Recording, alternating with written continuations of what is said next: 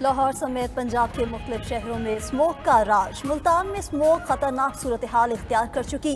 ملتان دنیا کے آلودہ ترین شہروں میں پہلے نمبر پر آ گیا۔ Air quality index 2135 record. Lahore 730 air quality index کے ساتھ دوسرے نمبر پر۔ اسلام آباد اور پشاور میں بھی اسموک کی لپیٹ۔ آلودہ فضا میں سانس لینا انسانی صحت کے لیے خطرناک بن چکا۔ شہری اسموک کے نقصان سے بے خبر، ماسک پہنے بغیر اپنے اپنے کاموں میں مصروف۔ ماہرین صحت کا کہنا ہے کہ اسموک کے باعث آنکھوں اور گلے کے انفیکشن کے کیسز میں اضافہ ہوا ہے۔ ایک ماہ میں 1 لاکھ سے زائد شہری متاثر ہوئے۔ محکمہ موسمیات کے مطابق اگلے 10 روز اسموک کی صورتحال ایسی ہی رہے گی۔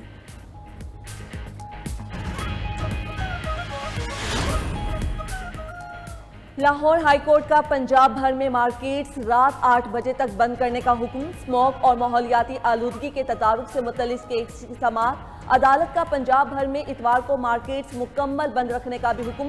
ٹریفک پولیس کو دھواں چھوڑنے والی گاڑیوں کو فوری بند کرنے کی ہدایت۔ جسٹس شاہد کریم نے دوران سماعت ریمارکس میں کہا، ڈولفن پولیس بھی ٹریفک پولیس کے ساتھ مل کر کارروائی کرے۔ ایڈوکیٹ جنرل اسموک سے متعلق سرگرمیوں کو مانیٹر کریں گے۔ 11 بجے کے بعد گاڑیاں آتی ہیں کہ ان سے دھواں نکلتا ہے جس کی کوئی حد نہیں۔ کاش افسر باہر نکل کر دیکھیں کہ کیا حالات ہیں۔ کمشنر اور ڈپٹی کمشنرز اپنے اپنے اضلاع کے دفاتر میں بیٹھے رہتے ہیں۔ کیا ان آفیسرز کی ذمہ داری نہیں کہ وہ باہر نکل کر دیکھیں؟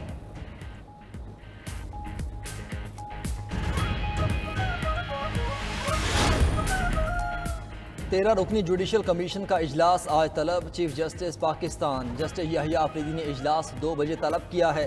اجلاس میں سندھ ہائی کورٹ میں آئینی بینچز کے لیے ججز کی نامزدگی پر غور کیا جائے گا۔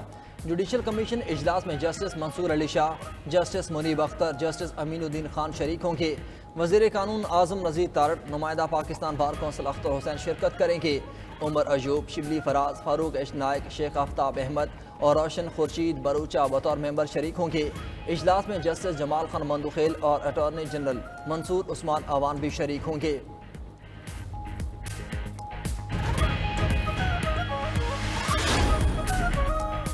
سندھ ہائی کورٹ میں 26ویں آئینی ترمیم کے بعد کیسز کی سماعت تاخیر کا شکار۔ 2 رکنی بینچ نے نئی آئینی درخواستوں کی سماعت کی اجازت دینے سے انکار کر دیا۔ جسٹس صلاح الدین پہنور نے ریمارکس میں کہا کہ آج آئینی بینچز بن رہے ہیں۔ کون سا کیس کس بینچ میں جائے گا، روسٹر برانچ طے کرے گا۔ کون سا کیس کس بینچ میں جائے گا، نئی آئینی درخواستوں کی سماعت کے لیے وکلاء نے عدالت سے اجازت مانگی تھی۔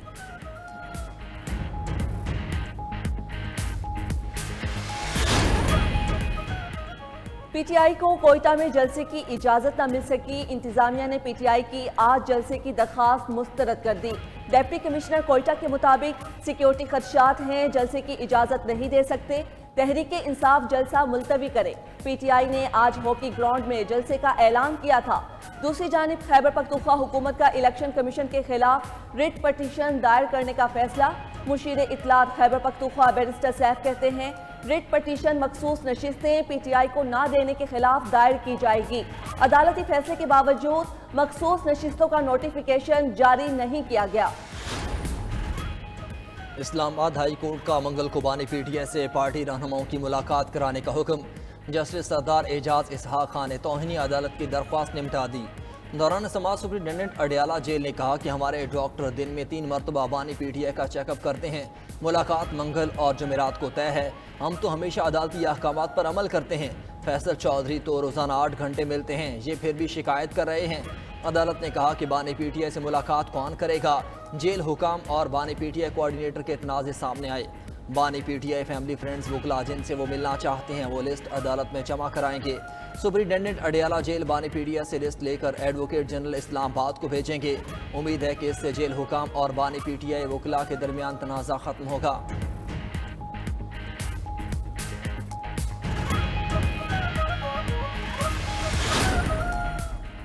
جو ہمارے ساتھ ہو رہا ہے ہم اقتدار میں آ کر ایسا نہیں کریں گے۔ پارلیمنٹ ایک نمائشی چیز بن چکی۔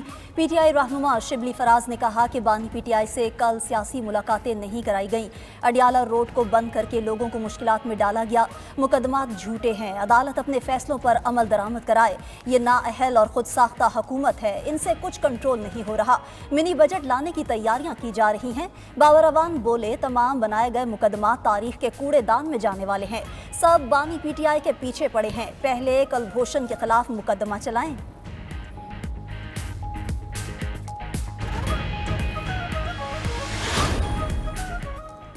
ट्रंप बानी पीटीआई के लिए नरम गोशा रखते हैं, बानी पीटीआई मुल्क से जाने को तैयार नहीं।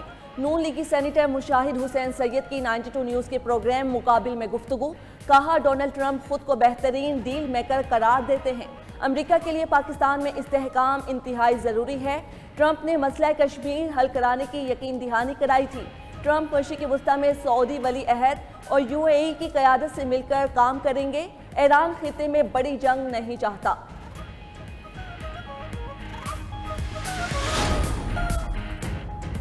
बानी पीटीआई की 9 मई के 4 मुकदमात में जमानत मंजूर। लाहौर की इंसदाद दहशतगर्दी अदालत ने महफूज फैसला सुना दिया। मुस्लिम लीग नून का ऑफिस नेशनल पार्क गुलबर्ग के सामने कंटेनर जलाने, शेरपाव पुल पर तकारीर जलाओ घेराव और गुलबर्ग में पुलिस की गाड़ियां जलाने के मुकदमात में जमानत मंजूर की गई। इंसदाद दहशतगर्दी अदालत के जज अरशद जावेद ने फैसला सुनाया।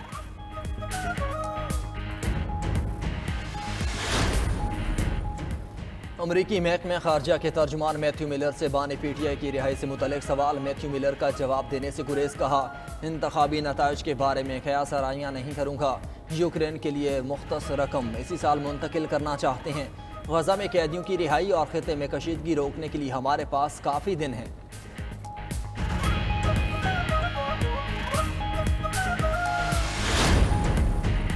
अमेरिका के नौ मुंतखब सदर डोनाल्ड ट्रंप का रूसी सदर पुतिन से गुफ्तगू की ख्वाहिश का इजहार। कहा इलेक्शन जीतने के बाद से 70 आलमी रहनुमाओं से बात हुई है, अभी तक रूसी सदर से बात नहीं की, लेकिन उनसे बात करने का इरादा है। मजीद कहा गैर कानूनी तारकीन वतन की बड़े पैमाने पर मुल्क बदरी के सिवा कोई चारा नहीं। इक़्तिदार संभालने के बाद पहली तरजीह मैक्सिको के साथ सरहद मजबूत बनाना है। दूसरी जानिब रूसी सदर पुतिन की नौ मुंतखब अमरीकी सदर डोनाल्ड ट्रंप को मुबारकबाद। कहा रूस ट्रंप के साथ काम करने को तैयार है। पेंसिल्वेनिया में कातिलाना हमले के बाद ट्रंप का जुर्रत का मुजाहिरा काबिल तारीफ है।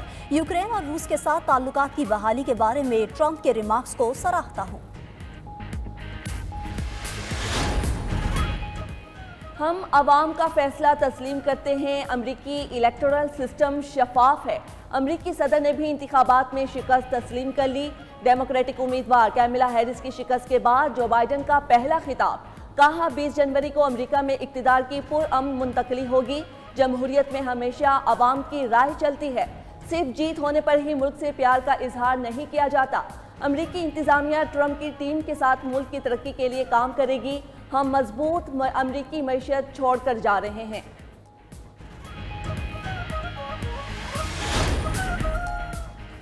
ट्रंप ने काबीना की तश्कील का आगाज कर दिया। Sooji Wales chief of staff नामजद माइक पोम्पियो को वज़ीर दिफा बनाए जाने का इम्कान। रिक ग्रीनेल वज़ीर ख़ारजा के तौर पर सामने आ सकते हैं। मुशीर कौमी सलामती उमूर के भी उम्मीदवार रॉबर्ट एफ कैनेडी जूनियर को खुराक और दवाओं से मुतालिक जिम्मेदारी मिलने की तवक्को। एलन मस्क को फजूल सरकारी अखराजात पर नजर रखने की जिम्मेदारी मिलने का इम्कान। दूसरी जानिब डोनाल्ड ट्रंप वफाकी अदलिया की तश्कील 9 के लिए तैयार। मातहत अदालतों में 100 से ज़ायद खाली आसामियों पर कदामत पसंद जजेस लगाएंगे। नए जजेस माहौलियाती, मालियाती और दीगर ज़वाबित पर सख्त फैसले करेंगे।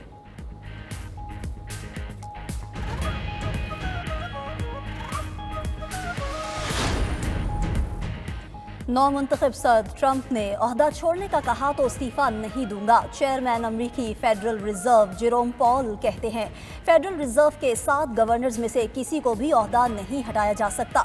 सनती कर्जों पर शरह सूद में 25 पॉइंट्स की कमी कर दी गई। शरह सूद 4.5 से 4.75% के दरमियान रहेगी। घरेलू सार्फिन के लिए अशिया की कीमतों में कमी हुई, लेकिन महंगाई के खदशात कम नहीं हुए। महंगाई की शरह का हदफ 2% तक लाने के लिए पुराज़। डिप्लोमेटिक इंक्लेव में तारीख में पहली बार केस के जदीद तरीन खिदमत मरकज़ का क़याम। वज़ीर दाखिला मोहसिन नकवी ने सिफारतकारों की सहूलत के लिए कायम खिदमत मरकज़ का इफ्तिताह किया। डिप्लोमेटिक कम्यूनिटी और गैर मुल्की शहरियों को 12 से ज़ायद खिदमात एक छत तले मिलेंगी। वज़ीर दाखिला मोहसिन नकवी का कहना था कि सफ़ीरों और गैर मुल्कियों की सहूलत और हिफाजत के लिए हर मुमकिन इक़दामात यकीनी बनाएंगे। मेजर जनरल मोहम्मद शमरेज ने रेंजर सिंध के नए डायरेक्टर जनरल का ओहदा संभाल लिया। तर्जुमान रेंजर सिंध के मुताबिक रेंजर्स हेडक्वार्टर्स में एक पुरवकार तकरीब का इनेकाद किया गया। मेजर जनरल अजहर वकास ने रेंजर सिंध की कमान मेजर जनरल मोहम्मद शमरेज के सुपुर्द की।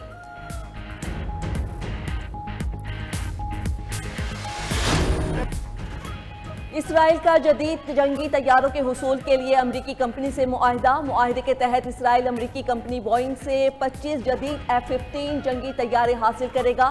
15 طیاروں کی فراہمی 2031 میں شروع ہوگی۔ ہر سال 4 سے 6 طیارے فراہم کیے جائیں گے۔ اسرائیلی وزارت دفاع کے مطابق نئے طیارے زیادہ طویل پرواز کر سکیں گے، زیادہ گولہ بارود لے جا سکیں گے۔